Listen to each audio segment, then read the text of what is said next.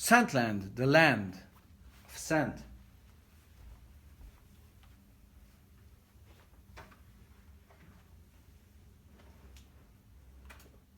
Добрый вечер, дорогие друзья. Good evening, dear friends.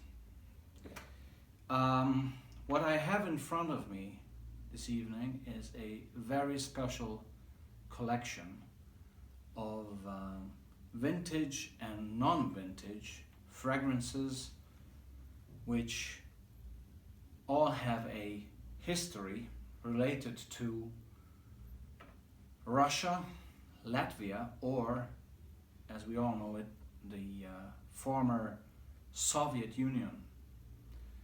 I'm very happy to have these, and I owe it to my wife, who engaged into collecting fragrances from that part of the world and that era. Now, these fragrances in front of me were part of a selection that were available behind the Iron Curtain. So no matter if we talk Russia, Latvia, or the Soviet Union in general, these were the fragrances, or these were among those fragrances that were available to people behind the curtain in that part of the world. Now, some are still available today, some you can see here, and some are not in the current shape, like there's 3 vintage fragrances here. And I may start with them because there's a fantastic old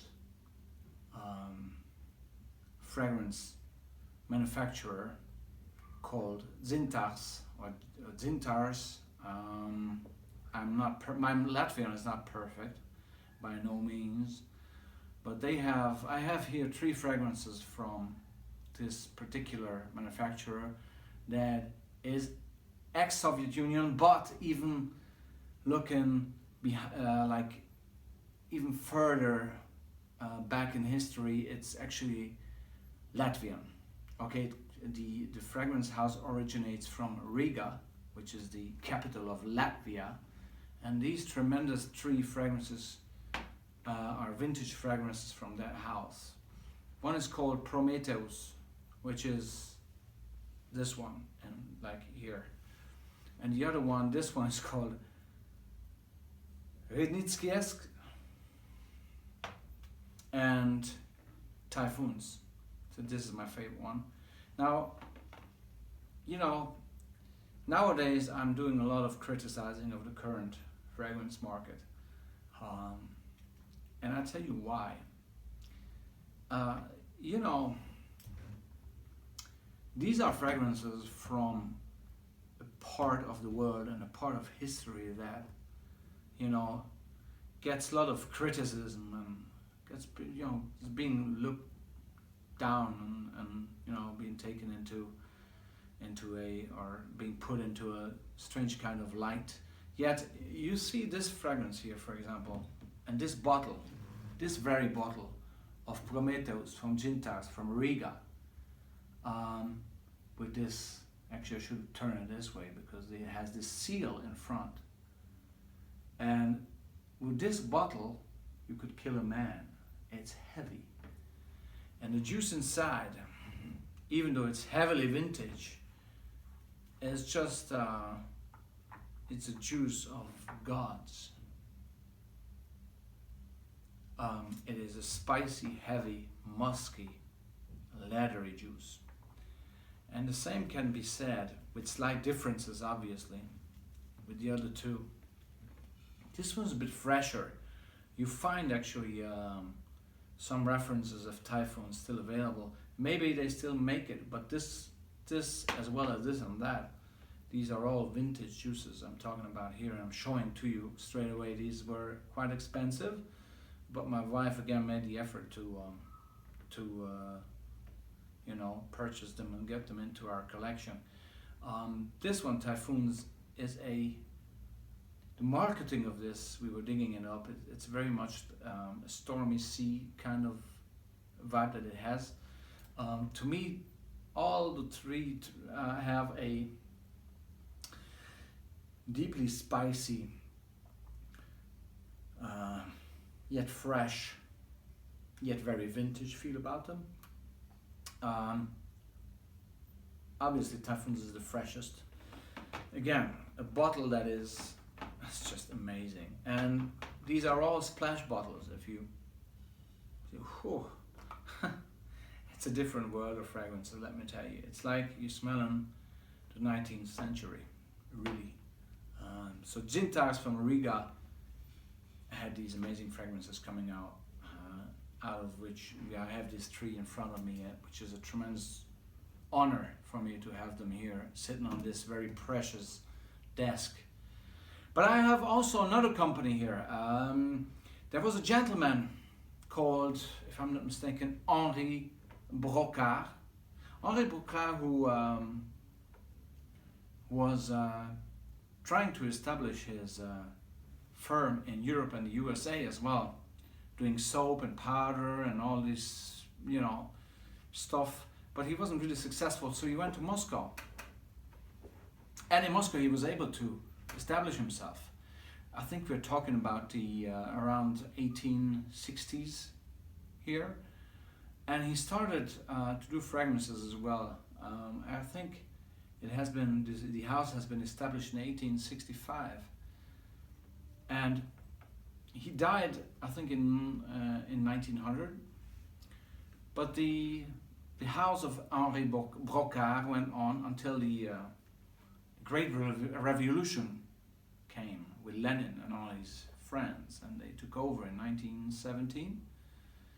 And obviously there was this huge manufactory, this huge company and factory, sorry, and they took it over and called it Novaya Zarya, which means the new dawn. Okay, it's a new dawn. This is how it's called up until today, and they do still carry Henri Brocard's creations, just like the one I have here, called Chypre. It's all written in Cyrillic letters here. And this fragrance especially, I took this one because I really love this one. It's a splash, right? This fragrance, I shit you not, it's like if you find an old cupboard, and in the cupboard there is a bottle of alcohol of some sort. You don't really know, you can't really read the label anymore. But you open the bottle and you smell inside, and you still smell the alcohol and some spicy, very, very interesting and intriguing juice. That's how it smells. It really smells like some old cognac, whiskey, maybe something else, sitting in an old wooden cupboard, and that you have just found and just discovered, and you want to get into it. And there's many more releases of this house. We have Sport Club. I love this one. Sport Club. I think this comes from the 80s, so it's way into the Soviet Union, right? Sport Club, Novaya Zarya Sport Club. A very fresh, green, classy sports fragrance. It's an eau de cologne again. This one, ladies and gentlemen, I have the pleasure to introduce to the Josif Vissarionovich Djugashvili. I don't know if that name tells you something, but if I say Stalin, that will tell you something. This, ladies and gentlemen, was his preferred juice. That's how he freshened up in the morning in those old days. It's called Trojnoi. Still available, this is a recent bottle. It's not a vintage, this one. Only these three are vintage. All the rest is recent. Trojnoi is still being made by Novaya Zarya, Stalin's favorite juice, right in my hand. It's a very nice, actually not bad, refreshing. It's very close to Jacques Fath green water. If you're familiar with that, it's close to that. This is an interesting one. Commandor, right? Now, this is an almost exact copy of Eau Sauvage, the classic Eau Sauvage of Christian Dior. So Novaya Zarya was, following the trend at the time. Tête à Tête, and again another Novaya Zarya release. and it says Novaya Zarya. It's a very nice fragrance. It's a very spicy fragrance. It's, if you imagine, it's a color brown. I'm also looking at the labels because the ones that have been released already at the time of Henri Bocard are actually been marked. So Chypre that I was referring to is actually, it has on the label, it says Bocard, while for example Commandeur, it doesn't say so, or Tête à Tête doesn't say either. Now there's another very interesting release called Eau Jeune. Eau Jeune, which means if I'm not mistaken, it means the water of youth, and it is being referred to, the way it's being written, it's I think Senteur Fraîcheur, maybe from Cacharel, I think sometimes in the early 80s.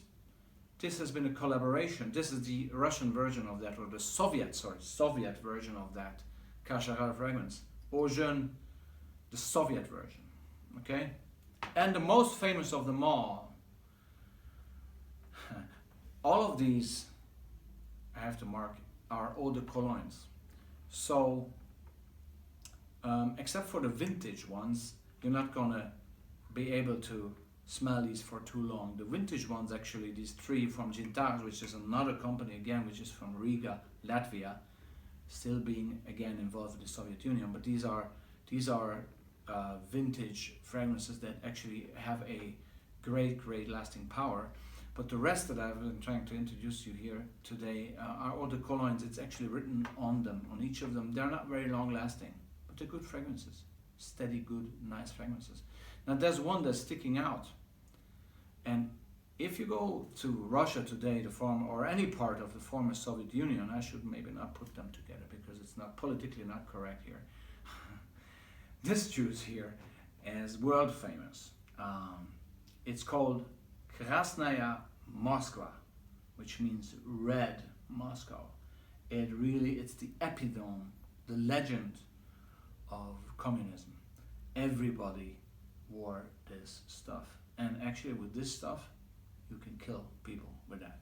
Not with a bottle with the juice inside. With this one you can kill people by just hitting them on the head.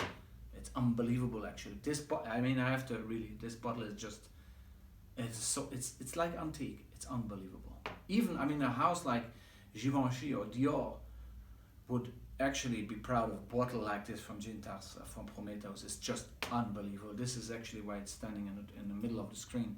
But this Krasnaya Moskva, it is and everybody knows it or if you ask anybody who's been living in the former Soviet Union, knows this smell. And it's a very strong perfume-like longevity and performance, and it's a very musky smell. It's extremely musky. It's a bit powdery and musky. It fills a room. It is really powerful. Just like as powerful the old Russian or Soviet Empire was, the Red Army and all that. It's all in here, bottle. It has even this nice red top here, right? So Krasnaya Moskva is really now this is supposed to be the man's version.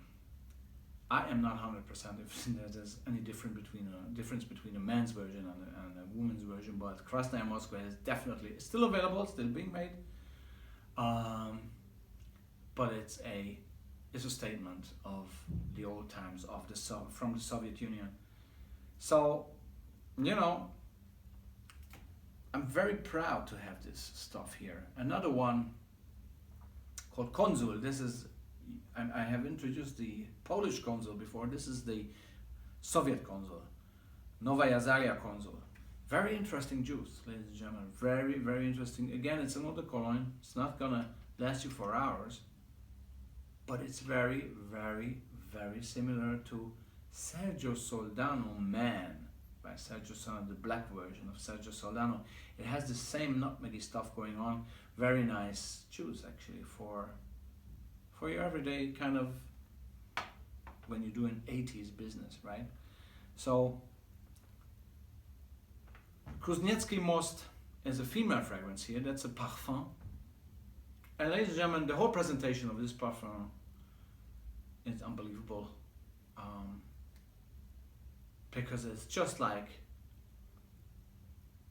any great high-end designer French perfume that you can get. It's like your Givenchy, like your Dior. And the performance, the packing, everything is just as classy as the others. So please, talking about Russia, talking about Latvia, talking about Soviet Union, no matter what, please do not look down on these fragrances. Please take them into consideration when talking about fragrances. Please, bow your head, because these have a fantastic history. They are still in the market for more than like 150 years, some of them, okay? It may not be the modern taste. Well, actually none of them is really up to this type of vibe or standard that we have these days. None of them is fruity, none of them is aquatic, none of them is... Well, so that we have citrusy though, but it's classy type of citrus, right? But these fragrances, talking about Novaya, Zarya, or Zintars, to me, these are relics of an old era. Russian, Latvian, or Soviet era. I feel like Indiana Jones when I'm touching these bottles. I'm very grateful to my wife for getting them, and we store them in a cooler. And I reach for them, especially this one actually. This is my favorite one, Shipka, with the I mentioned this in my review when it smells like this strange alcohol from somewhere in the 19th century. It's unbelievable. It's like a fairy tale, but most of them are. You smell them, and it's like you open a good book, and you smell the book, you read the book, and you're being transferred into a different time of history. That's what these fragrances are all about. It's not about seduction. It's not about being the Casanova. It's not about attracting the same or the other sex. No, this is about moods, and this is about feelings. This is about a special time, and that's why I appreciate these fragrances a lot, and I'm really happy to have them in my collection. So that was Chris with another special edition from Sandland, and I'll be back with more. Take care, and again, I bow my head in front of the old Russian, Latvian, and actually Soviet fragrances of those old times. Thanks very much. Again, it's not political, it's just fragrances, okay? So stay cool, be cool about them, and try to discover them. It's fun, I can tell. Take care, bye-bye.